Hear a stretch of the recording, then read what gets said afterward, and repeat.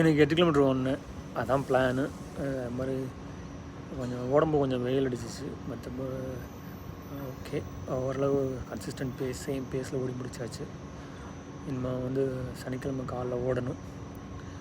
ஓடும்போது இன்றைக்கி 2 விஷயங்கள் மனசில் ஓடிட்டு இருந்துச்சு. ஒன்று, the dust of snow poem by Robert Frost. ரொம்ப சிம்பிளான போயம்.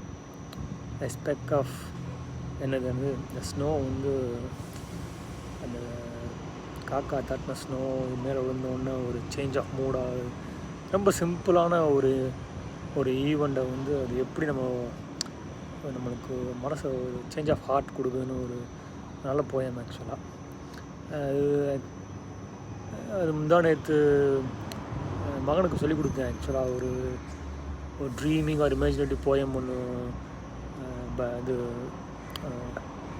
சொல்லணும்னு சொல்லி ஹோம்ஒர்க் கொடுத்துருந்தாங்களா. அதனால் இந்த போயம் எனக்கு முன்னாடியே தெரியும். ராபர்ட் ஃப்ராஸ்டோட போய்ட்ரி புக்கில் இருந்துச்சு. அப்புறம் கூகுள் பண்ணி பார்த்து ஆன்லைனில் எடுத்தோம். இது படித்து அதான் வாழ்க்கை சிம்பிள் இன்சிடென்ட்ஸு எப்படி அது நம்மளுக்கு ஒரு உற்சாகத்தையும் கொடுக்கும், சம்டைம்ஸ் துக்கத்தையும் கொடுக்கும். ஆனால் அதை நம்ம எப்படி எடுத்துக்கிறோம்னு தான் இருக்குது. அழகான போயம் ஆக்சுவலாக, எனக்கு ரொம்ப பிடிச்ச போயம். இன்னொன்று வந்து இந்த டாரிஃப்ஸு என்ன சொல்லணுமே தெரில.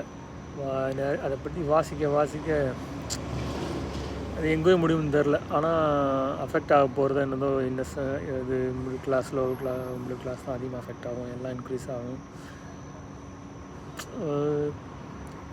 எப்படின்னு தெரில, பார்ப்போம் எப்படி எங்கிட்டு போகணும். மற்றபடி என்ன எங்கே இனிமேல் வந்து 1 டே மேட்ச்சு 22 மேட்சஸாக இருக்குதுமா கண்டினியூஸாக. எதுவும் பார்க்குற மாதிரி ஐடியா இல்லை. இன்னும் வந்து ப்ரீமியர் லீக் ஸ்டார்டிங் தான். சரி, இனிமேல் வந்து சனிக்கிழமை காலைல பார்க்கலாம், போடுவோம்.